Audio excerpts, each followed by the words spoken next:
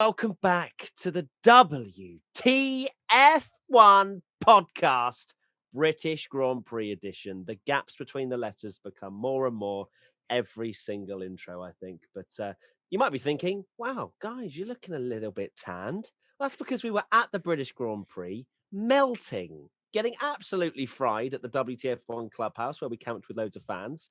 And I'm actually kind of quite glad to be inside with a bit of aircon just firing at me, and it's still very hot, isn't it, guys? It is. You say tanned, more like Ferrari red.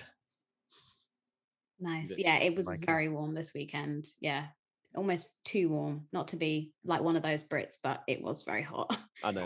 We just complain, don't we? We always want that fine sort of 22-degree light breeze conditions, but we would have absolutely taken those conditions over heavy rain and camping in those conditions. So anyway, moving on to the British Grand Prix, we've got a lot to talk about, a lot to get through. So let's start with some three-word race reviews. Michael Can says Lewis screwed Max. P_Gage_ Max is okay. And Bonu FTW, Leclerc deserves win. Now, obviously the first one, not the first one, the second one, Max is okay. And first of all, probably to mention that is a good sign, obviously, that he has, a hurting neck, but that's about it from what? Yeah, which is pretty impressive, really, for the impact. I mean, 51G, to put it into perspective, I think the Grosjean's crash was 53G. So it's like along the same levels of impact. Obviously, you didn't have quite the same angle and everything, but it's a pretty scary incident. I don't know if you guys have seen the video as well that's doing the rounds of someone that recorded at Cops. And that is very terrifying when you see the car flying towards them at that speed and all the gravel sprays at the crowd and stuff. And the tyre had literally come off the car as Yeah, well. that is very scary. Which was very concerning indeed. But another thing that was also kind of not concerning, but quite not nice to hear was the Verstappen radio that was going around social media as well. After he'd actually hit the wall, you could hear him sort of like, really quite in pain. But obviously it was great for him to be speaking to the team, but there was a small amount of silence, and yeah, it wasn't particularly nice to hear. But of course, it's great that Max is okay. As for Lewis screwed Max, I'm sure we'll talk about our opinions on that particular incident and Leclerc deserving the win. I think we can all very much agree that he certainly did. Tommy, your three-word race review, please. Mine is title hots up. And wow, yes, I did. I did say that in the clubhouse, and it got a ooh. So I'm going to use it again because it got a decent reaction. Taking aside my opinions on the actual incident, which I'm sure we will go into, which I'm sure everyone will love and let us know their opinions. As a from a neutral side, the championship not only closes right up now, but this is the first time it's got properly serious. We've had amazing wheel-to-wheel racing between Hamilton and Verstappen, and a lot of people said it was inevitable they were going to crash at some point. But for it to happen in this way, and for it to be so explosive, and Verstappen's there, I feel like that's the first time. Drivers nowadays are very PC on their social media. Even if they've had a bad race, it's just like, I want to thank the team for a great weekend. We'll come back stronger. That's the first time where we've seen social media where a driver's really sort of made his point known and say, I found it disrespectful and it's a silly move and all this kind of stuff. And it's made the title really kick off. Like we said, you don't count out Hamilton and Mercedes because it's Hamilton and Mercedes. Even when they crash, Max's tyre flies off and Hamilton somehow manages to finish the race and win it.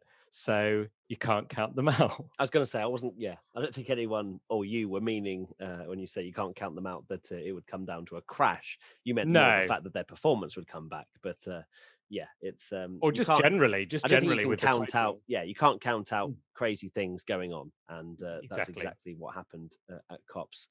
And obviously the title has hot up. It's been quite, I guess, quite friendly between the two of them. They've been both kind of just saying, oh yeah, Mercedes are quicker, or Red Bull have been quicker this weekend. And we haven't really had that animosity that we've seen between maybe Hamilton and Rosberg at the end of their sort of relationship. So I feel like now it could get very interesting. Of course, Max, as you say, came out with the tweet saying it was disrespectful, unsportsmanlike, shouldn't have been celebrating this, that, and the other whilst he was in hospital. I personally don't agree with the fact that he should have muted his celebrations, because, I mean, he got out of the car and it wasn't like his condition was completely unknown. Of course, he was at the hospital getting checked up, but I mean, where's the line? And I think the fact that we knew that Max was okay was enough for Lewis to continue. He's winning his home Grand Prix. You can understand why he's obviously elated. So, Katie, what do you think? I think to talk about the celebrations and the fact that it was disrespectful, I mean, just look at Sakir last year with Roman Grosjean. Like, that was a much more severe accident in terms of like the burns that Grosjean suffered and stuff like that. And obviously we were all in absolute shock of what had happened. But I don't remember Sergio Perez, that was his first win and he wasn't going to tone down any kind of celebration. So Bahrain was Grosjean's crash, wasn't it? Not Sakir. I'm sure. Yes, sorry, yeah. Sorry, Hamilton. I think, did Hamilton win Bahrain? I need to remember, but I think you're right. There was no muted celebration like we normally get. Do you know what I mean? Yeah, I think we were all just happy for that race to be over, to be honest. But yeah, it was, I don't think Hamilton, I can see why people were annoyed at Hamilton celebrations and stuff, but he's probably just so happy to have a crowd there at his home race. And we've seen him in previous years, crowd surfing, and he thrives off that atmosphere. So I won't critique Hamilton for his celebrations. And I don't think he quite realised the extent of Verstappen's injuries and that he was still at the hospital at that point. I mean, he was straight on team radio asking if Max was okay and that kind of stuff. But yes, it certainly made the championship very interesting. Obviously, this is Max's second DNF, I think, in 5 or 6 races, obviously Baku and now here. And like you say, it always seems to be Lewis Hamilton that is able to take full advantage of, except obviously in Baku when he made this very rare mistake and went straight on at turn 1. But I was certain that after that kind of crash that Lewis Hamilton would have retired from the race. I thought that was it. And Mercedes have come out and said, had it not have been for the red flag that we saw as a result of Verstappen's crash and repairing the barriers and stuff, that they would have probably retired Hamilton. And they said we'd failed the rim where we'd had the contact with the front left. And that would have been a DNF had it not been red flagged. So I suppose lucky on Hamilton's side about the red flag, but I'm sure, Lewis Hamilton doesn't want to have all this negative press and people leaving him like repulsive, disgusting, racist comments in his Instagram comments and stuff like that, like just absolutely unforgivable. Hamilton doesn't want that. He doesn't want to be sending Max into the barriers. They want to be having fair fights on track, and so it's just a shame that everybody's taken this as, oh, well, Hamilton did it deliberately and now he's being really arrogant celebrating in front of his home crowd. I think it was just a series of events that it could look like that from the outside, but I think us F1 fans know that that's not who Lewis Hamilton is, and that's not the case. And sorry if you can hear somebody's decided to like mow the lawn behind me. So no, if you can't can hear it, don't worry. Pick that. Okay, that's fine. It's a silenced lawnmower. I would probably disagree that I think everyone's saying that Hamilton did it on purpose. I think social media can give you this representation or this false representation of what everyone is saying or thinking, when in reality it's the haters that shout the loudest. We've learned that very much firsthand ourselves, where it might be the most liked comment, but I highly doubt that the majority of Formula One fans think that Lewis did that on purpose or has that in him. It's more just the fact that Max Verstappen fans are blinded by their, well, Tommy can probably give us an idea of what that's like to be blinded by Verstappen love. But when you support a driver, you're angry that someone else has taken out your driver. And I feel like a lot of people, I'm not saying that it's what they've been saying has been horrific. And, there's saying or criticizing a driver, which is fine. You're allowed to do that, jump on social media. It's where people take it 10 steps too far is the problem, and we see it in all kinds of sport, don't we? I mean, we saw it in the Euros not too long ago as well, when England didn't get through to the final. It's disgusting, and it needs to change. I was going to mention that actually, like you both have kind of mentioned it earlier, and I did want to say something about that everyone's allowed an opinion, and you're allowed to think that it's Hamilton's fault. You're allowed to think it's Verstappen's fault. You're allowed to think you're even allowed to think that Hamilton did it on purpose, but you don't like start getting abusive and racist and all that kind of stuff. And it's just disgusting behavior. And it's such a shame that, this amazing title fight, these things have to happen. The racist abuse that Hamilton's received, it's appalling, really. One day there'll be something to help this whole situation, especially on social media with so many people behind profiles and things that, it's a topic for another day in terms of how we fix it. But I think we stand united in the sense that, it's not acceptable. We just don't want to see that sort of stuff. Right. Let's talk about, let's have a question actually from SwapNilSen9. Do you think the hit from Hamilton was deliberate? Because Merck was saying that they just need one max DNF to get back into the fight. Absolutely, wholeheartedly, with every fiber of my being, no. Lewis Hamilton is a 7-time world champion, and he has never once really done a Michael Schumacher. I know I'm a Schumi fanboy, but he's never done a Michael Schumacher-esque thing, in my opinion. It's racing. People forget that they're racing at almost 200 miles an hour going towards Copse Corner, maybe 180, whatever it is, miles an hour when you're there. It is an absolute split second to make that the right call there. And it's racing. Accidents happen. And unfortunately, in my opinion, Lewis Hamilton made a mistake and misjudged on lap 1, cold tyres, full tank of fuel. He didn't get to the apex as much as he maybe wanted to, maybe tried to match Max's speed through there, but then it might have slipped his mind that Max has much more downforce on that Red Bull than he had on the Mercedes, and it was very clear and evident throughout the weekend that he had more straight line speed but didn't have as good a cornering. So Max was quite pointy on the front end and managed to get his car in. Could Max have done more as well? Yes, but Hamilton did not do that deliberately. The fact that people are even suggesting that, or kind of just says either they hate Hamilton or they love Max, because I can't, for one reason in my brain, think of why Lewis would have done that, because as Katie mentioned just a minute ago, they would have had to retire Hamilton as well. Hamilton's behind in the championship. He's not in front, and he's not going to risk a front left suspension ripping off to try and get Verstappen out if he can't score any points either. It's just not what goes in their heads. They're born and bred racers, and Hamilton just wanted to get in front of Verstappen because he knew it was probably his best opportunity. So I just won't be having any slander when it comes to Hamilton and doing it deliberately. It's ridiculous. Yeah, exactly. I think we've seen it bubbling up all weekend that Hamilton and Verstappen, something could happen this weekend. We saw it in sprint quali with a potential overtake, but Hamilton sort of backed off because it was only for so little points in the sprint quali. But yeah, I don't think that there was any kind of deliberate move made by Hamilton or whatever to send Max into the barriers. Like, this is a competitive sport. Everyone wants to win. That's the whole point. That's why they're all there. But it's also an extremely dangerous sport. And we've seen that a lot, especially over the last few years with big accidents. And no proper F1 fan likes to see any driver in a barrier through a crash or anything like that. So yeah, I can't see it being deliberate in any kind of way. And I just think that people that are suggesting it to be deliberate need to sort of take a step back and have a look at how this sport is as a whole. And these drivers, none of them want to cause harm to any other driver.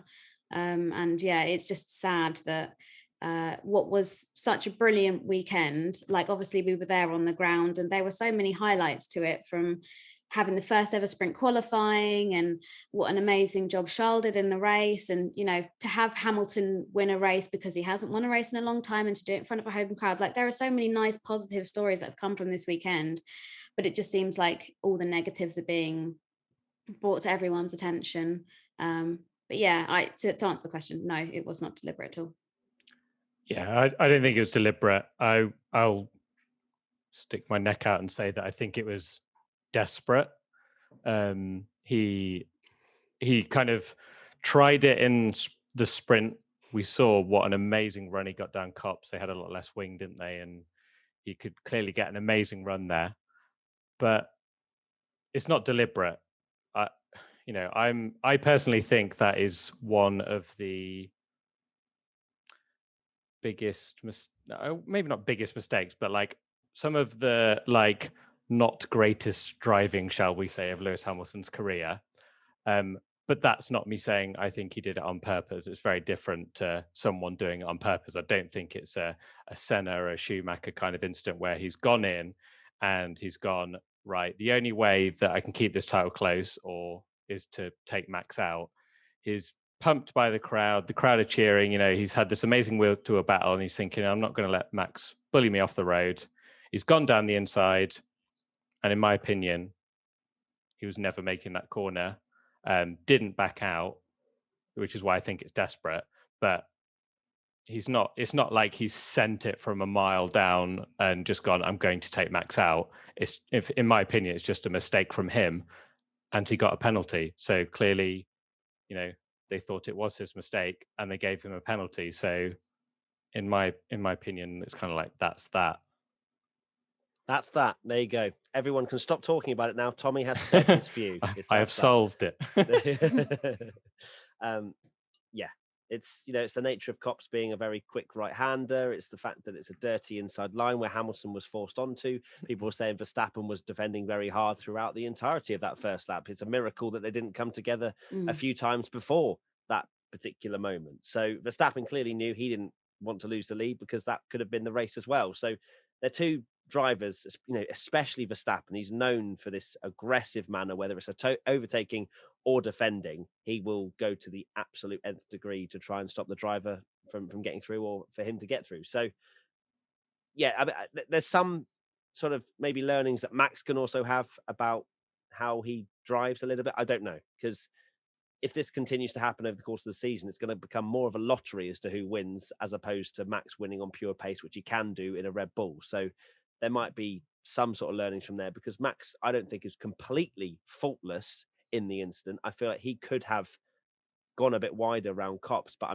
that's not saying that it's not Hamilton's fault, because it is. I'm saying that in Max's head, he's got to try and think, I need to stay in this race as well. So I don't know. It takes two to tango, like I think Toto Wolff said.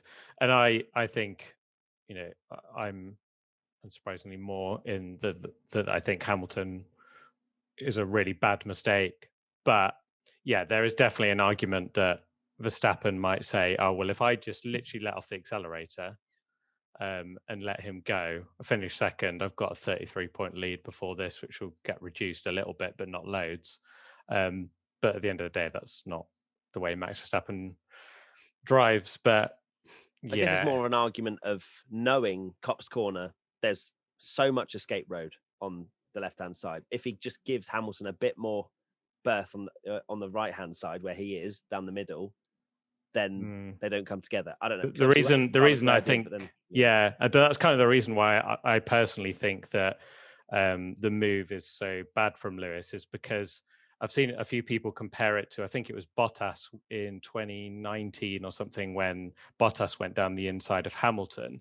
But in that case, Hamilton was on the racing line. Bottas was near him, but he had a much wider line going into the corner. Hamilton was pinned against the wall by Verstappen. So he's already completely offline, which you could say, well, Max shouldn't have done that. But at the same time, there's no way Lewis is making that corner at that speed flat out, because he goes into it flat out when he's basically got the corner completely wrong, because he's on the inside. And even when they touch, he still pretty much ran out completely wide. So, yeah, not great. Interesting. Yeah, I just wanted to throw it out there. Could Max have done more? I don't think a huge amount more, but also, Lewis isn't usually involved in these kind of incidents, and that's usually where he has a calm head to not get involved in such collisions. So I wondered if Max could also learn Spain, from that. But like Spain is a good example of Verstappen flying down the inside and Lewis turned out the way, or there would have been a crash. I guess you could say that maybe Verstappen doesn't have that in him quite yet. And we've applauded his calmness in the last few races, haven't we? But clearly, he's not going to back down still when it's a battle. We interrupt this WTF1 podcast for a very quick chat about our sponsor for this episode, Relief Band.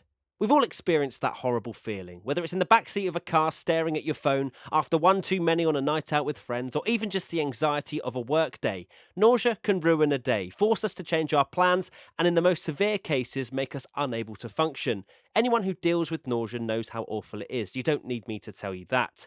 That's why you've got to check out Relief Band. Even if you don't get nauseous often, it's worth giving a go for the anxiety benefits alone. Relief Band is the #1 FDA-cleared anti-nausea wristband that has been clinically proven to quickly relieve and efficiently prevent nausea and vomiting associated with motion sickness, anxiety, migraines, hangovers, morning sickness, chemotherapy, and so much more. The product is 100% drug-free, non-drowsy, and provides all natural relief with zero side effects for as long as needed. How it works is Relief Band stimulates a nerve in the wrist that travels to the part of the brain that controls nausea. Then it blocks the signal your brain is sending to your stomach telling you that you are sick. The technology was originally developed over 20 years ago in hospitals to relieve nausea from patients, but now, through Relief Band, is available to the masses. It's not a product you want to miss out on. It will bring you peace of mind and help you never worry about nausea again. As you're getting ready to take that summer road trip, hopping on the boat, or you're just anxious about heading back into the office, we've got good news. Right now, Relief Band has an exclusive offer just for WTF1 listeners. If you go to reliefband.co.uk and use promo code WTF1, you'll receive 20% off plus free shipping and a no questions asked 30-day money-back guarantee. So head to reliefband.co.uk and use the promo WTF1 for 20% off plus free shipping. Right, let's get back to the podcast.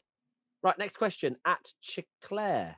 Do you think the atmosphere between Max and Lewis will be more tense going forward now Max's race was ruined by a clearly avoidable decision from Lewis?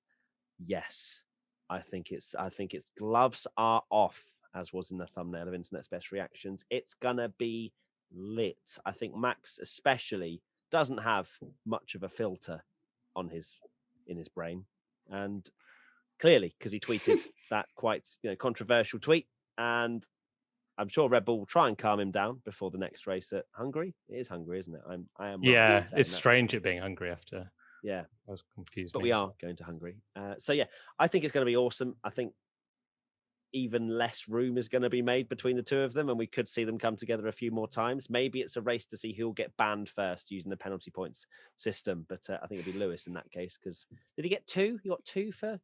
He's on 4 now. So why 2 and not 3? It's a great question, and it's a question that somebody's going to ask later. Oh yeah, it is. Wow, unbelievable scenes. We'll just continue with the atmosphere for now.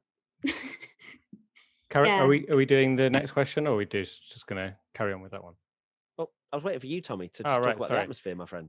Okay, yeah, the atmosphere is it's just gonna get crazy between them. I think it's gonna get worse now. This is like they're battling, but now this is the point where they've come together, and clearly Verstappen's raging at Hamilton. Apparently he's unfollowed him on Instagram, which is the modern day drama of the world apparently, and he's just gonna it's gonna be an exciting end to the season, because I can see it not being the last time. I think everyone in the predictions, when we asked for predictions for Hungary, was just like, he's probably going to shove him off the track either way, like Lewis to Max. And I would not be surprised if there's another incident, hopefully this time not at 190-mile-an-hour corner.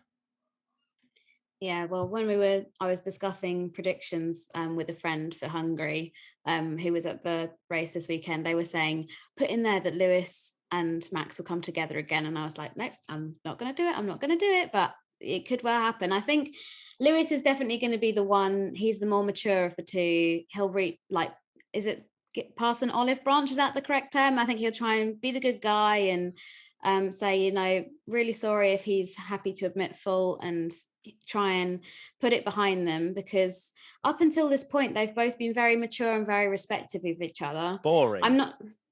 It might be boring. It is boring. No one wants to see them being nice to each other. Really. Drive to Survive definitely don't. Oh my god, they're gonna love it. They are gonna be loving it, and I cannot wait to see how it all turns out next season. But I don't know. I feel like if this had happened in Hungary and we then had like a 3-week break, then it could be worse for the Max and Lewis relationship. But where we're going to Hungary, I mean, we still have a week break, but maybe in that time, Lewis will try and reach out to Max, even though people have said he's unfollowed him or whatever. And maybe they'll approach Hungary with like, it is behind us, we've had a discussion, all this kind of thing. I know everybody is wanting it to be like full on fight and all this kind of stuff. But this is one incident. It was a massive crash. Like 51G is not to be, you know, snuffed at. Like that was a ridiculous crash. And I'm, like I said earlier, I'm so pleased that Max is okay after that. But yeah, I just feel like the way we've seen them so far this season, that maybe a crash like this would be inevitable at some point, and maybe they kind of knew that in their minds and are ready to deal with the consequences of that. And it won't be quite as like, I hate you more, I'm going to push you off here, going to push you off there, as much as fans I think would like that. But I'm probably going to be proved completely wrong, and they'll take each other out in turn 1 in Hungary, and yeah, all I just said would be completely invalid. I love how you're covering off both scenarios. Yeah, obviously. Just so that you said one thing, either that it will or it won't. Lovely. I'll clip the relevant thing and put it on social. And be like, wow, I predicted it. Oh, wow. And so I'm an oracle. Yeah, or the opposite way and go, oh, I jinxed it. Yeah. Don't worry, Twitter will do that for you. Yeah. Right, next up, Ralph Fox _ How can you justify Hamilton's penalty only being 10 seconds when he put Max in the wall at 51 Gs, forcing him into hospital, and then went on to win the race anyway? Now, this is probably one of the most irritating takes for me personally, because a penalty is not adjudged as to whether or not how Verstappen goes to hospital. It's not like, well, he only gets 5 seconds if Verstappen can go home, 10 seconds if he goes to hospital. You know, it's not that sort of thing. You know, as much as I think the stewards are somewhat swayed by the end result, even though they're not supposed to be, I feel like they are swayed a little bit in the fact that Hamilton was able to continue with no damage, and, you know, red flag period, everything kind of just made him just basically hit reset, whereas Verstappen was out completely. I feel like, you know, they felt like they had to give a penalty, but at the same time, it doesn't matter how hard he went into the wall or anything like that. That the actual incident is what's supposed to be measured here, you know, is to be like, right, was Hamilton at fault? Yes. By how much? What happened? What could he have done better? You know, was he forced into the error? Whatever. It's all of that they take into account, not did he go to hospital? Did he hurt his neck? That sort of stuff. You know, that's not what changes the penalty. Yeah, I think, this is where the penalty point system, and we talked about this on the last podcast, this is where I think this should come to effect more, because the actual penalty in the race is relevant to what happened on the track. Like you say, regardless of if he hit Verstappen and Verstappen got a slow puncher rather than being thrown into the barriers, and it ruined his race that way, like it should be the same penalty regardless. And like Michael Massey's spoken out and said that he agrees with the stewards and the penalties they've applied. They've said one of the biggest parts of stewarding has been that mainstay for many, many years, that you should not consider the consequences of an incident, which is true. And Alex Albon, who obviously was in F1 last year, said that there is a consistency requirement where if you have a crash, it has to be a consistent penalty. And it was always going to be a 10-second penalty as to what happened. And that as drivers, they all agreed with that decision with the stewards. So yes, it's unfortunate that Max is now out of the race and it's closed a championship up and all that kind of stuff. Like that's unfortunate if you're a Verstappen fan, or if you are just Max Verstappen, like that's a pain in the ass. But yeah, I think we can't be going, oh, well, Max Verstappen got discharged from hospital last night at 10 p.m. He'd been in hospital for like 8 hours or, 6 hours or however long it was. As a result, Lewis Hamilton should have this, that, and the other added on. I mean, if the stewards really cared, they would maybe have another investigation. And I think you briefly touched upon it maybe in IBR yesterday, Matt, where you said that perhaps it's going to be that Red Bull lodge a protest with this and say, like, actually, Hamilton's mistake not only could have really seriously injured our driver, but, they've wrecked the gearbox. There's talks that maybe Honda will be able to salvage the power unit, which to me seems absolutely astonishing, seeing the state of the car that it was in. But hey, apparently the power unit's going to go to Japan and they're going to try their very hardest to get it back in its good shape. But yeah, I think maybe after, like with the penalty points, should be where, like, if you've really done a dangerous piece of driving and a driver has been seriously injured as a result of your actions, that's where that should come into effect, if that makes sense. It does, yeah. I just wanted to say I'm not irritated by you in particular, Ralph Fox, who asked the question. It's more the fact that people go, "Oh, well, he put him in hospital. How's he not been banned?" When in reality, it was a minor error of judgment in a high-speed area of the track. Don't get me wrong, and 10 seconds was slapped on to his race time. And if he wasn't in a Mercedes, that actually would have impacted his race quite a lot. But because he's in a Mercedes, everyone thinks that 10 seconds isn't enough when the stewards can't just slap on a stop and go to a Mercedes, but only a 10-second penalty to an Alpine because they're slower. It can't change like that. It has to be the same for everybody. Yeah, they can't just give penalties out, because at the end of the day, it seemed, I thought when the penalty was given, I was like, okay, that seems like a fair penalty for, a mistake that Hamilton's done. He's taken Verstappen out of the race. And you can't just go, oh, it's his title rival, and look, he's going to get 25 points and like work it all out that way. It's just taking a driver out the race with a mistake. But like you say, you can't then get to the end of the race and Hamilton's won and start giving harsher penalties, because then I think a famous example is Jenson Button at 2011 in Montreal. He won that race. A lot of people forget that he took Hamilton out of the race. He took Alonso out of the race. He had multiple 5-second penalties. And I don't think after that brilliant drive from Jenson Button, everyone was going, no, he needs a 40-second penalty now because he's won the race. So it's not fair because you've given him penalties. He gets the penalties, he takes them, and then where he finishes is where he finishes. You're exactly right, because if that was the case of it having to impact where you finish, you get into this ridiculous situation where it's like drop back 5 places, drop back 4 places. Mercedes get a 50-second penalty, but because that 10-second penalty, if you're like Pierre Gasly, it's you're finishing 15th instead of 6th, aren't you? Whereas Hamilton is maybe finishing, if he can't get past the other cars, like 3rd. So yeah, you can't just change penalties based on what happens in the race. But I think the worry is, and it's just a bit of a silly argument, because I've seen this as well, where it's oh, well, if you get a 10-second penalty for taking out your title rival deliberately, what you just do it every race. You just take out you like a driver, get a 10-second penalty. But it's like, if Hamilton does that in the next 3 races, or well, even the next race, and it looks really deliberate, they probably would ban him. But it's a mistake. It's a mistake. Exactly. As soon as it's intentional, you don't have to wait for 12 points on your penalty, on your license to then get disqualified. Like the stewards can give us a suspension if they deem that they've got all the data, all the telemetry. But that's absolutely not what Lewis was trying to do, in my opinion, and I think in most people's opinion, just not everyone's. Next question from Team WTF1 member Nileshi Rawel. After the incident with Verstappen and Hamilton only got 2 penalty points on his super license, but Lando and a couple other drivers such as Vettel, Mazepin got 3 penalty points for not correctly adhering to double yellow flags in previous races.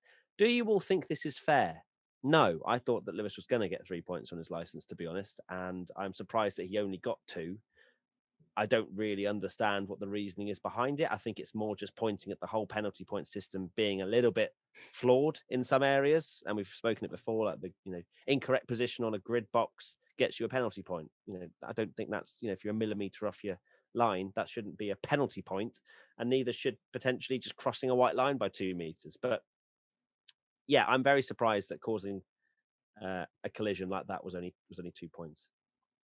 Yeah, I totally agree. They had the same conversation about penalty points after Austria, where the penalty point should be for you've done something quite dangerous. Here's a bunch of points, which to me makes sense. But there's certain things where I'm trying to look at some examples, but like you say, I don't feel like that's a great example in the question, because not respecting double wave yellows is dangerous, and I think does deserve a lot of penalty points. Hamilton's does deserve a lot of penalty points, because for me it's a dangerous mistake that he's made. He's crashed into someone. But yeah, when you look at it in the fact that Yuki Tsunoda got the same number of penalty points for driving slightly over a white line when coming into the pits by about a millimetre. It doesn't seem like that's the kind of thing that should both set you on your way to a race ban. They're very different situations. Yeah, I mean, if you listen to the Austria review podcast that we did, I had an almighty rant about penalty points. But to summarize it briefly for this, yeah, I think that things that are evidently dangerous, like speeding under, or like not adhering to double wave yellow flags, and, you know, causing an accident like we saw in yesterday's race at one of the fastest corners at a Grand Prix circuit on the whole calendar, and as a result putting a driver into, like, causing them into a 51G crash, potentially could have injured any kind of marshals that were there, people in the grandstands, like all that kind of stuff. I feel like is deserving of more than 2 penalty points. I don't know. I think 3 is the maximum that they can go to from what I've seen from like the last 18 months when I've been viewing penalty points, because that's what I do for fun. But yeah, it does seem like a bit of a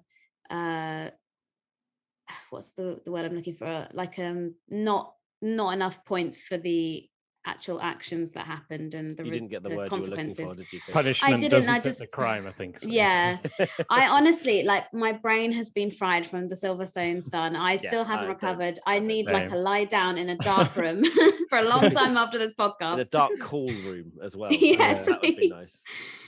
Yeah, it's been a long few days, but hey, we're back for the podcast. We couldn't miss it.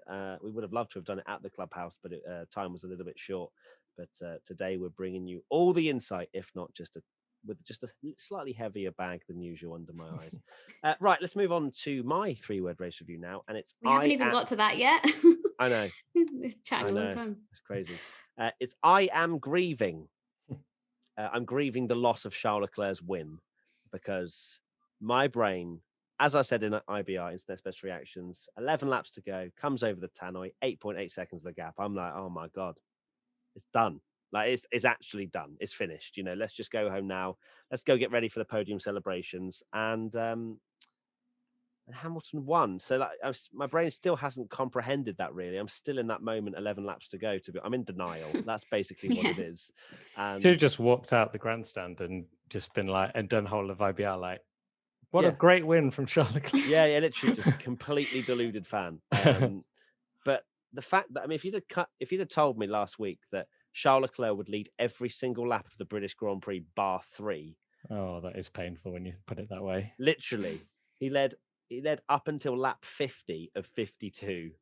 I'm gonna cry. But it was just so close, and I had that I'm not a fanboy, just passionate t-shirt on for IBR. I was thinking, oh my God, this is amazing. This is the t-shirt I've brought, and it didn't happen, which is a massive shame, because I felt like he drove his absolute heart out in that Ferrari. He had problems as well. He had his engine cutting out, which they were working on, and I think Ferrari did say they eventually sort of fixed it during the race, but there was still time that he was losing, and on the medium tyres, he was just as quick, if not slightly quicker than the Mercedes. But when they went onto the hards, that was when the Mercedes really came into their own. So it was a shame, because I thought it was done. Tommy thought it was done. We all thought it was done, sat there in the grandstand at Chapel, and it wasn't. I do feel for you, Matt, because that's pretty heartbreaking. I mean, we saw from Chapel the gap that Charles was creating, and especially before the red flag had been waved, I was certain Hamilton had damage that would be him out the race, and I was like, well, Bottas could win this, but following this lack of confidence he seems to have had this season, like Leclerc seems to have, he could have this.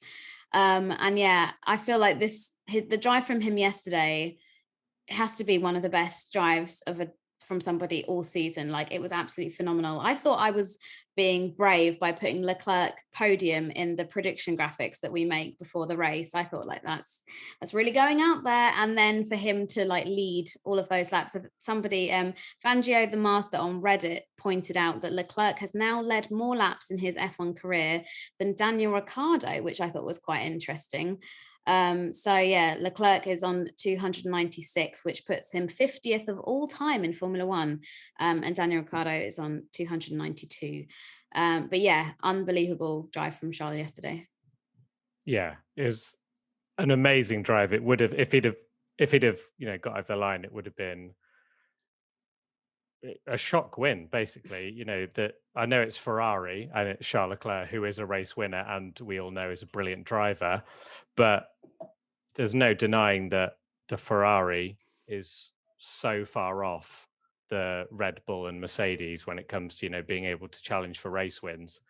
It would have been amazing to see it because we want to see people like Charles Leclerc at the front and more people at the front of Formula One, because even as someone that's not as passionate as you, Matt, like I've missed seeing Charles Leclerc at the front of the field, because you want as many of the great drivers battling out for wins as possible, and for me he's like top 3. So yeah, it was awesome. I was absolutely gutted. It was strange being in a crowd. Obviously everyone was going absolutely crazy, but to be fair, everyone did applaud Charles at the end. He drove right near us, didn't he, and was waving and stuff. But yeah, straight at me.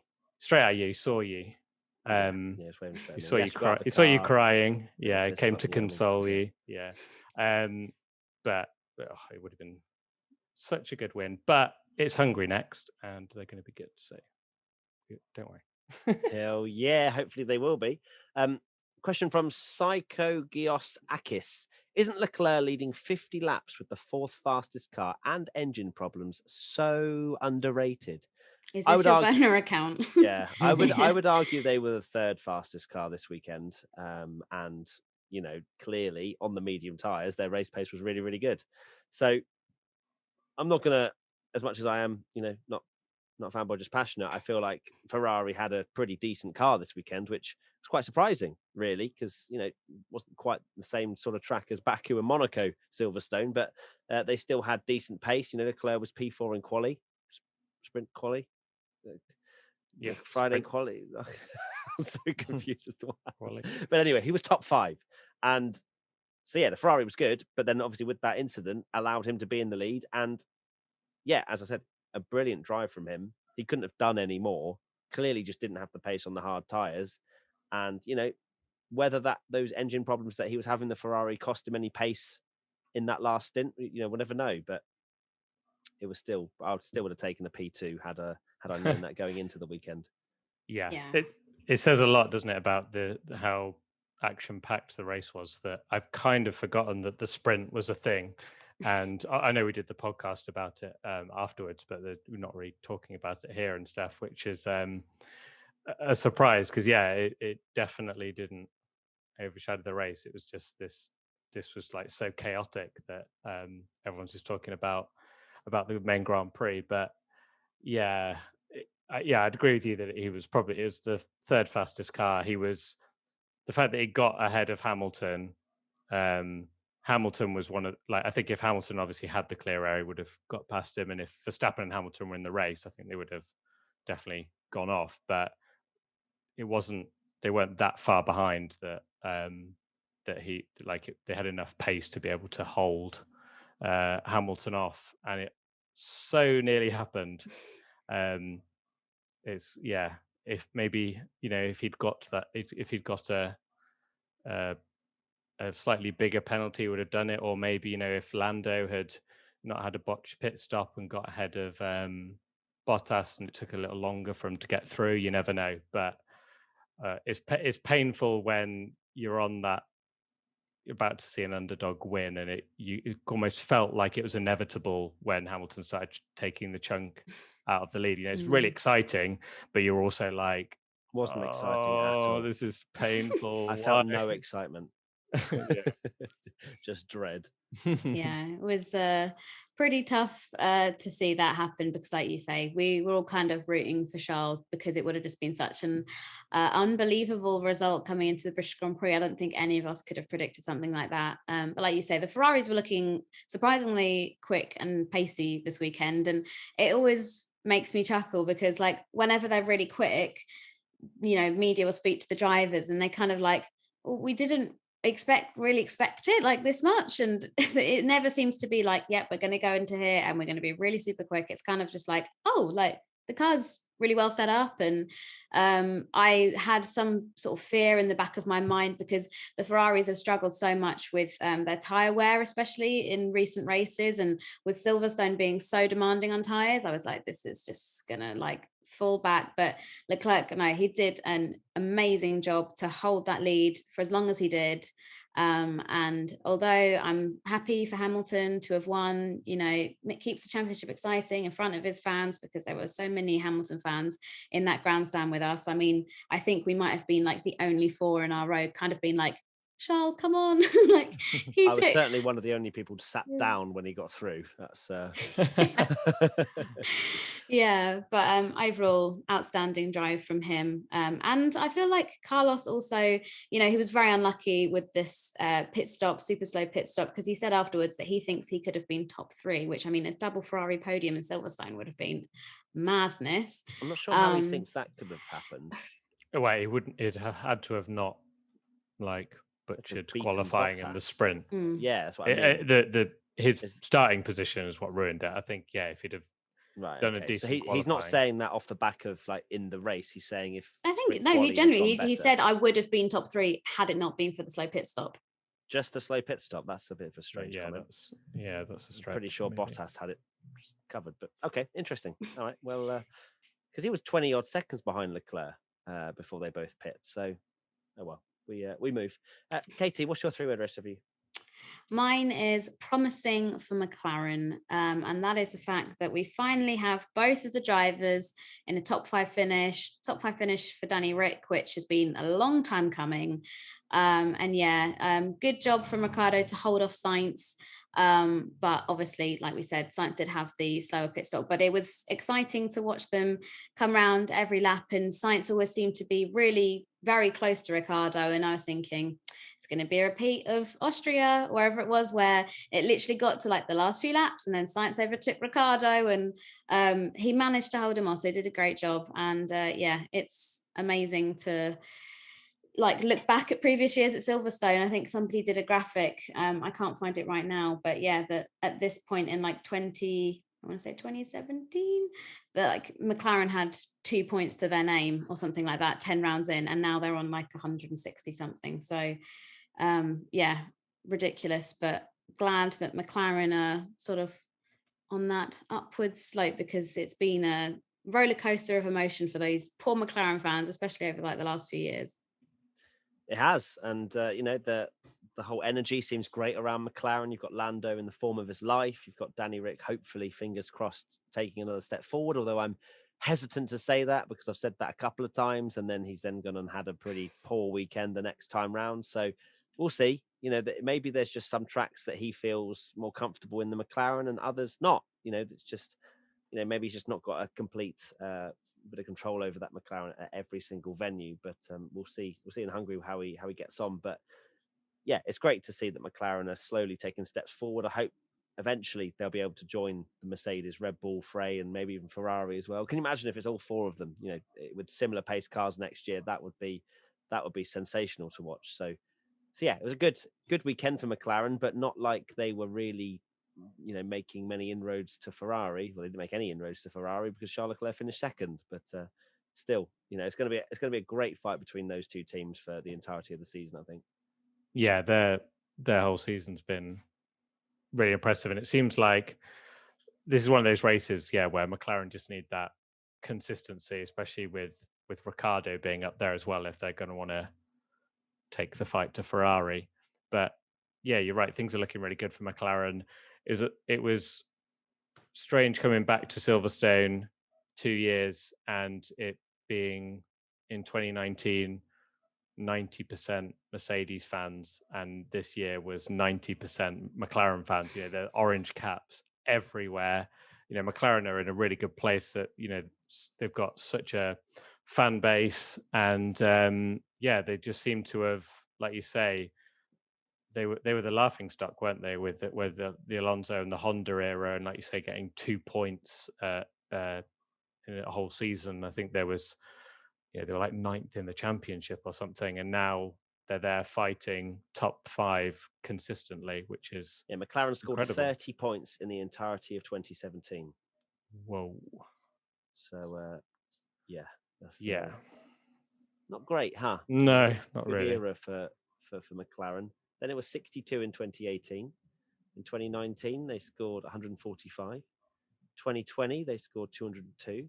And this year, they're already on 163. So they are making the moves, are McLaren. Stonks for McLaren.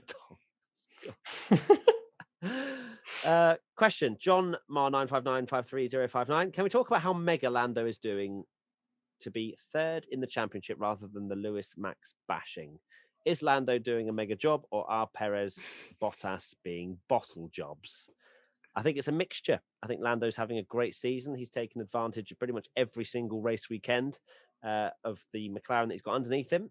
And Perez and Bottas just simply aren't really doing a good enough job for their respective teams at the moment. So, Perez has had some good moments. He's won Azerbaijan, of course, and, he's shown that he deserves that seat at times.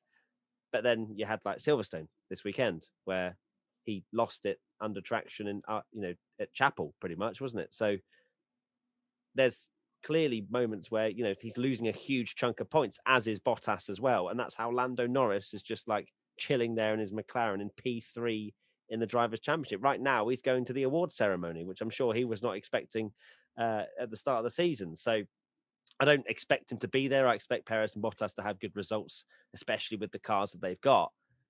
But yeah, I think it does show that how, subpar it's been over the course of the season for both those two drivers.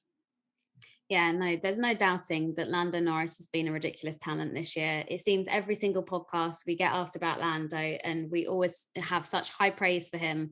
But then I think it is important to remember that people like Bottas, he had a retirement in Imola, which some could argue wasn't his fault with the Russell incident. Monaco definitely wasn't his fault with the pit incident. So that's one of the reasons why, because Lando's been so cool, calm and collected and just been there consistently and been able to rack up all these points is how he's still third. But yeah, Perez is doing a good job. He had a pretty disappointing weekend, both in Austria and then again this weekend in Silverstone. I think Perez was one of the drivers that just seemed to be visiting the stewards the most, from pit lane speeding to other things on track. And obviously in sprint quali, completely ruined his whole weekend with that incident, put him at the back of the grid. And yeah, he's like you say, he's had some really brilliant moments. And after Baku, Christian Horner kind of hinted that a contract extension for Perez was almost, moments away, weeks away or whatever.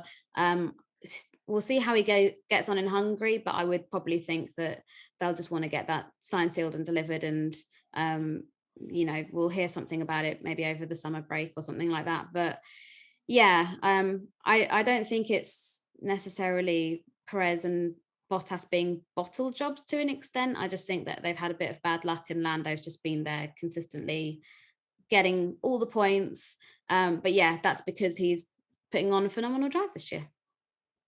I can't believe he's back in third. I thought once he'd dropped out of that, there's no way he's getting back there. It's just a case of him being there at the start of the season and then slowly plummeting down and hope he finishes maybe fifth. His consistency has been unbelievable. But yeah, Perez has had some amazing moments, but then some races where they've just been absolutely appalling. Like obviously this weekend was so bad, and Imola unfortunately as well. And same with Bottas, sometimes he's not there at all. And then, a bit of bad luck here and there, but Lando is just so consistent. I mean, he's had one race out the top 5. And then I saw some crazy stat from F1 today that said he's now scored the most consecutive points finishes for McLaren ever, which seems absolutely insane to me because that's a team that have had, Senna, Prost, Hakkinen, Hamilton, all these, and won these championships, and yet Lando's the one that's managed to get 15 points scoring finishes in a row. It's absolutely crazy. Yeah, it's it's a very good job from Lando. I wonder how much longer it will continue. Okay, next question. L. John MC. Should a driver outside of the top 10 be able to steal the fastest lap point? Yes. Moving on.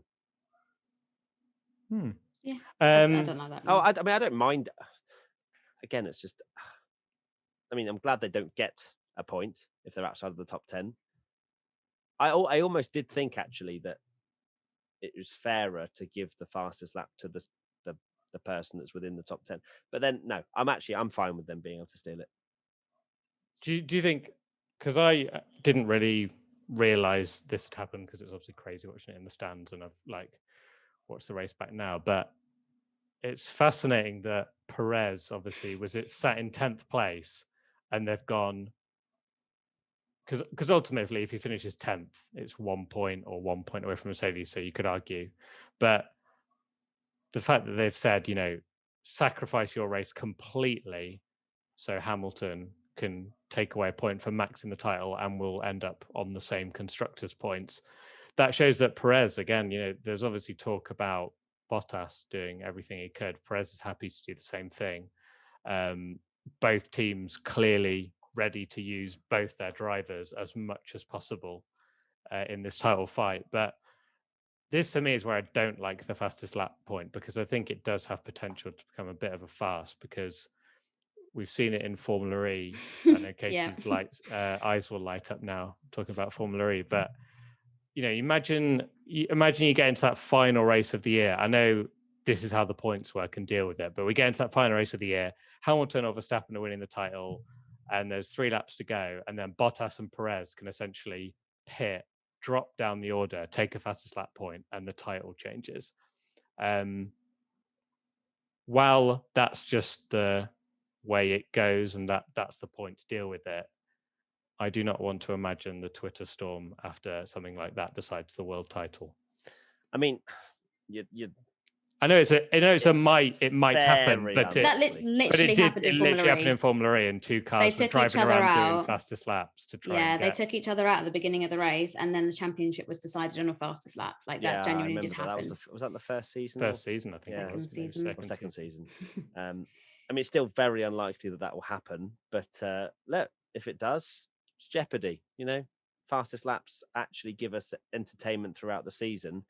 If it gives one at the end where it's a little bit controversial, I don't know. I don't particularly mind it, just purely because I don't think it's going to happen in Formula One with the amount of races that we have and how the point swing can happen so crazily. If we have 1 point separating the two after 23 races, then F1 might turn off fastest lap point for the last race. Who knows? But it's an interesting one, but I don't mind it for the course of the season, really. So, and you both do. So cool. ABCDF1 time. Now it's time for ABCDF1. I don't know if that was... Right then, so remember, you can vote too for ABCDF1. Just go to WTF1.com after the race and you can put your vote in as well. So let's begin with Lewis Hamilton. The hardest grade ever, I think. Literally. I sat next to you guys in the grandstand and I was like, that drive from coming back and closing the gap and stuff, I was like, was an amazing drive from Lewis Hamilton. And you were both like, yeah, but he literally punted Max Verstappen off at the start. Yeah. And it's split everyone. Like, even on the vote, I've never seen, and we'll talk about the fans vote in a minute, but I've never seen the vote so split on an ABCDEF1 grade ever. I wonder if we've had some Max fans going over to give Hamilton a certain grade. I'm going to give Hamilton an A. I'm going to give Hamilton a... Okay, an A. Perfect. B or a C. I had initially written C, but I don't know if that's too harsh because his drive back was really good. But that just doesn't sit right with me that... Salty Max fan alert. I mean, this is what I mean. Like, I've never said this, but for me, Jenson Button's win at Montreal is one of those ones where, yes, it's an amazing drive, but he's taken his 2 rivals out to win the race. And it's never like sat right with me. So I'd be a hypocrite if I did the same for Hamilton. And I'm kind of like, Okay. I'm going to give him a C. Okay, Katie. I'm gonna go between like both of your grades, and I'm gonna go for a B because I think so I'm pretty much echoing like between both of what you said. Like his comeback drive was amazing, but I don't think I can grade him an A because there are other drivers on the grid that did not send people into the barriers and just got their head down and did a great race. So yeah, I'm going to She's saying we influenced your ABCDF1 grade in the grandstands there, Katie, because you sounded like an A-star kind of person after that. And in the grandstand I did, I was like, that was an amazing drive. And Tommy was like, no, he's taken my. I actually want to change my grade because of just looking at what's coming next. Actually, and a particular driver that's coming next. I don't feel like I give him the same, so I'm going B. Yeah. Okay, well it's a B for Hamilton, and the fans gave him an F. 33% of fans voted F, 22% were an A, and 17% were an A-star. That's a big swing. Okay, Valtteri Bottas. See, this is why I've changed my grade, because I can't give him a better grade than Hamilton, despite the crash. I've gone for C as well. How he's not won that race is actually unbelievable. Getting jumped both by Leclerc and Norris at the start is shameful. It is actually shameful. And the fact that Hamilton just cruised up to the back of Norris with slightly fresher tyres, but I don't think it was not a huge amount, was it? I know Bottas didn't have his drink, but it still doesn't mean he's going to be terrible on lap one. I mean, he's not going to be thirsty that quickly, right? And then on the restart as well. Like, come on. Exactly. So, C for Bottas. It's got to be. Yeah, C. Yeah. Fans gave Bottas a B. That's very generous. Very generous. That's one of those things. I know he'll win in Sochi, but that has to be one of those races where you go like, if he can't win that, when is he getting a win? Because it's all there for him to win that race. I feel like he's dropped off. I know that his confidence is shot. I think. Yeah. He hasn't really had any stellar performances that are coming to mind. Like he usually has a few poles. We're like, Bottas is great at qualifying. We've not really seen that as much. I know he outqualified him in Austria, didn't he? But and that was because I wouldn't be surprised if penalty the pressure's getting to him, especially with all the surrounding talk about his seat and all that kind of stuff. Maybe. Anyway, so B for Bottas from the fans. Verstappen, very difficult. I mean, we have a small race to judge him on, and a sprint race. A. Yeah, I've gone an A as well. And the fans gave him an A. Perez, D. Maybe even E. I've gone for E. I think that's just I think because it's obviously including the sprint and qualifying as well, and for him to be the victim of making a mistake in the sprint and being the one that drops to the back and then doesn't really come through the field, he's kind of ruined his whole weekend. He was kind of stuck in a DRS train after his mistake in sprint quali. But Gasly so weirdly kind of ruined his race a bit. Yeah, no, I'm gonna go for an E, I think. Expand on that, Tommy?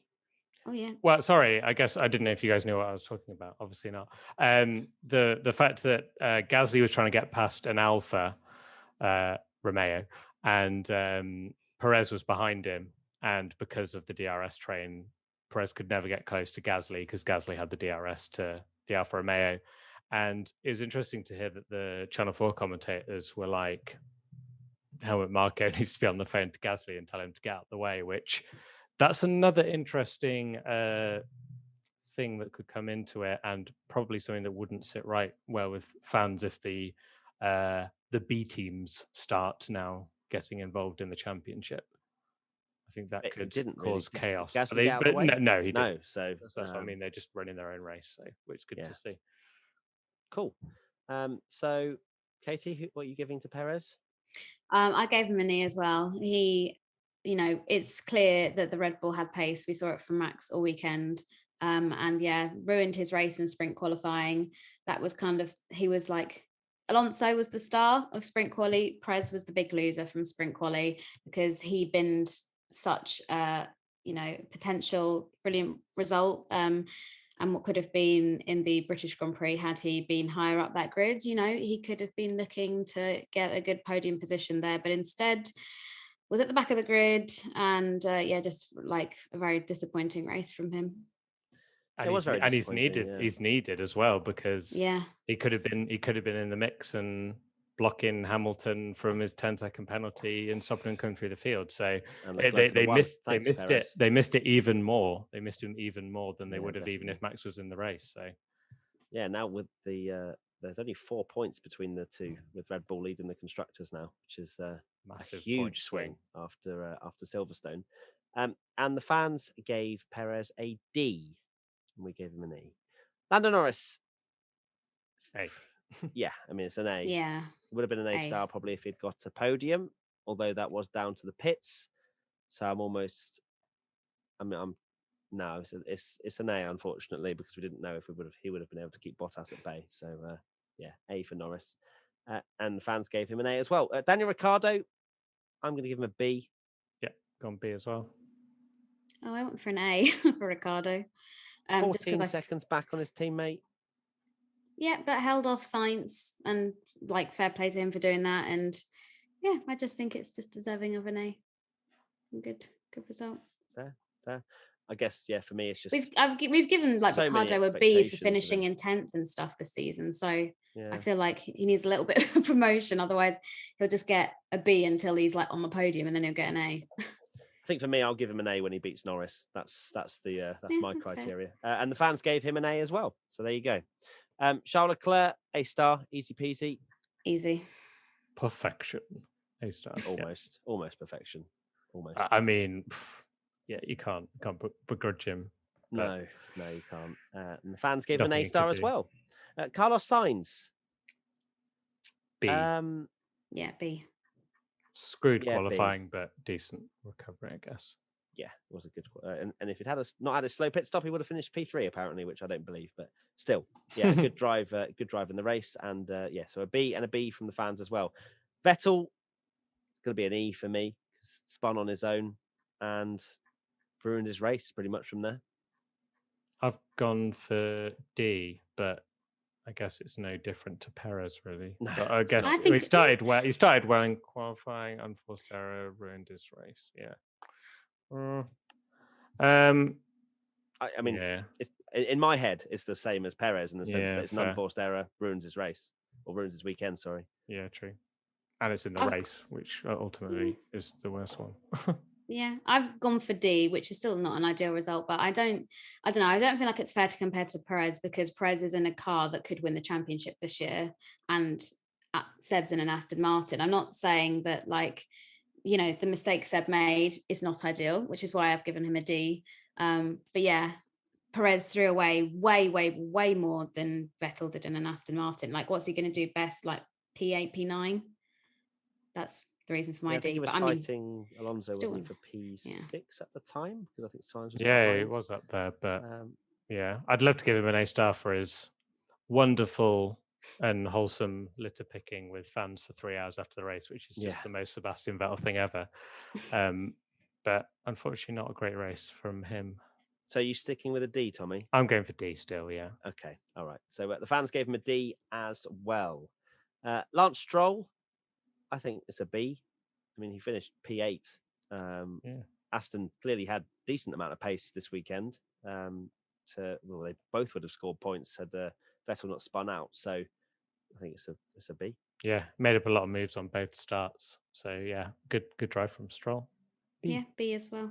Fans gave him a C. It's a bit harsh, but there you go. Gasly, of course, had that puncture at the end of the race. Otherwise, he would have had P9, I believe, was it? Yeah. So bit of a shame. Still not amazing though, is it? Yeah, P9 AlphaTauri's fallen off a little bit, haven't they? So C. Yeah, I gone C.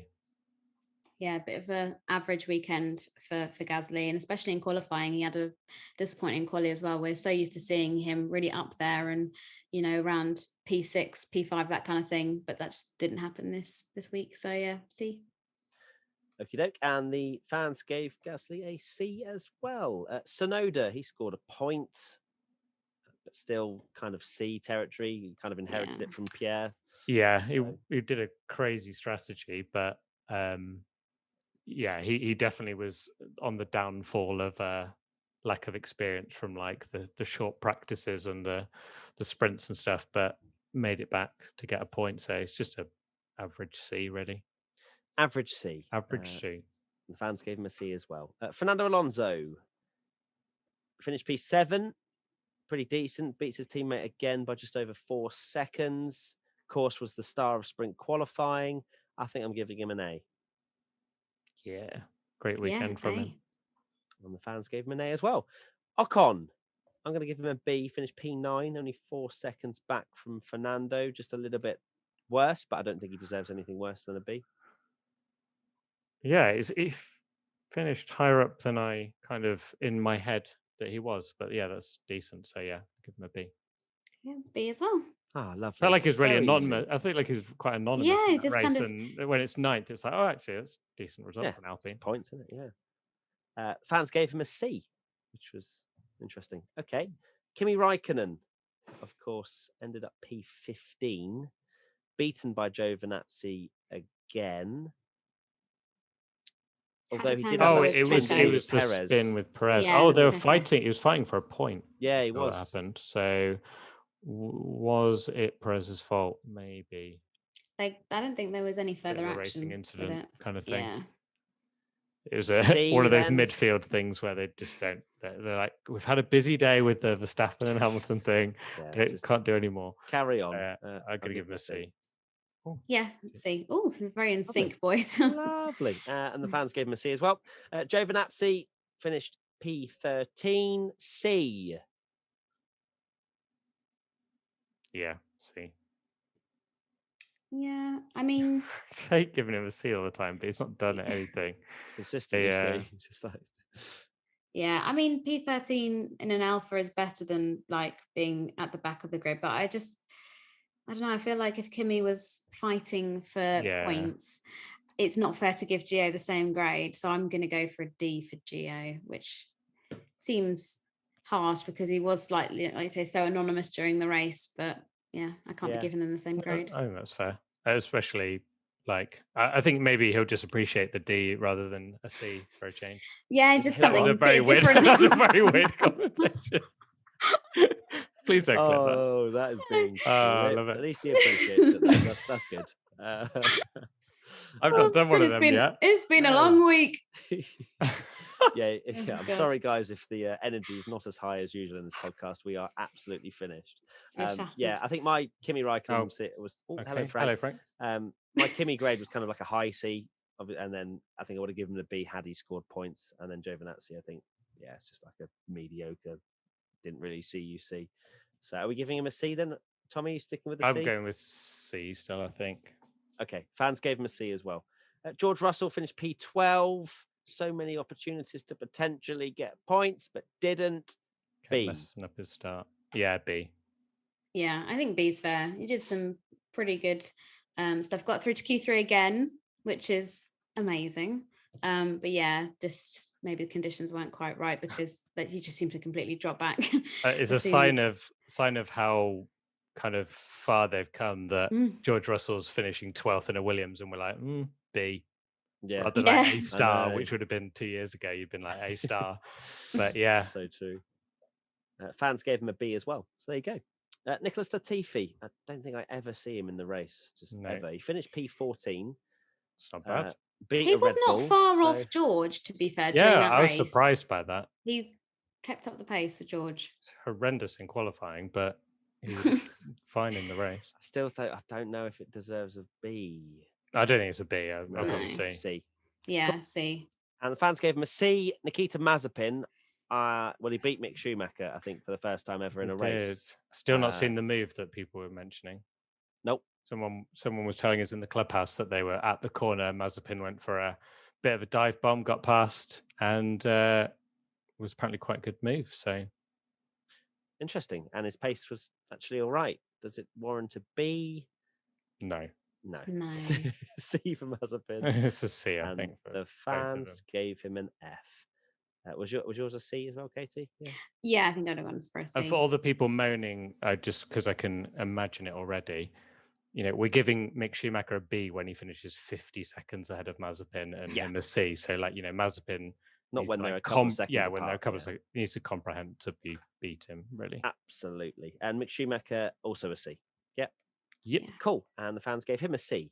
Perfect. Our predictions for the British Grand Prix. I went for Mercedes back to being fastest, which How are you going to measure this? Yeah. I'm gonna measure it by the winner of Sprint qualifying. Yeah, Which was please. Verstappen. Oh no, sorry. By Friday qualifying. He said sorry. it. He said it. By Friday qualifying, who was on pole? Yeah, Lewis. He That's a wasn't on point. pole though. That's not technically pole. Who was sorry? Okay, the Mercedes Who back was to the being speed fastest. king? Who was fastest? Lewis Oh, Hamilton. that is Lewis some Hamilton. cheap points. That That's a is lovely a low blow. cheap point. Sorry, Red Bull were absolutely unbelievable. That's why I said Mercedes back to being fastest after at the previous Grand Prix. So screw you, Tommy. That's a point for me. And then also Alonso finishes top 7, and he finished 7th. Wow. Get in there, Lewis and Fernando. So double points for me again. GG's in the chat. Tommy. I went for sprint and feature race winners will be different because everyone What, you thought it'd be watching the F2, same. mate? Why are you calling it? I don't know why I sprint called it feature race? feature race, sprint and main Sprint Grand Prix. qualifying. It's called and Grand sprint. Prix. It's not called sprint qualifying. It's called Oh, is sprint. it not? Oh. No. Oh, okay. Um, That's correct. Well done. yeah, and then and Russell points, which he didn't get. Oh, I thought you were going to try and say that you finished in the top 10 in sprint He qualifying. did. And therefore Well, technically- that was No. inevitable. Why did I make that prediction? Because it was so predictable that was going to happen. So true. So 1 point for Tommy. Well done. And Katie? I went for more tyre issues, which once again, I don't know how you can classify that with. Well, yeah. No, there wasn't. No, I don't think. I think you need I think that's really- explosions and You wanted like a the old- blowout or something, didn't you? Yeah. Yeah, it didn't really happen, which is probably for the best. I don't really want tyres exploding. And Leclerc top 5 in quali, which did happen. So that's at 1 point. I'll take 1 point. Well done. The fans, Mike _Saseta, 4 cars out on the first lap on Sunday. We had 2, but not 4. So half a point. No, you don't get half a point. I'm sorry, Mike. R. Shepherd, 1433, Aston Martin, both out in Q1. That was very extreme and did not happen. And being ex Raul 19, announcement of George going to Mercedes. So it's 0 points for the fans this week. Unfortunate for you. Predictions for the Hungarian Grand Prix. I've gone for Charles Leclerc podium. And Norris gets his 2nd out of top 5 finish. So he'll finish outside of the top 5 for the 2nd time this season. Ooh. Tommy. Hamilton takes the lead in the championship, and Charles Leclerc gets his 3rd pole of the year. Stop it.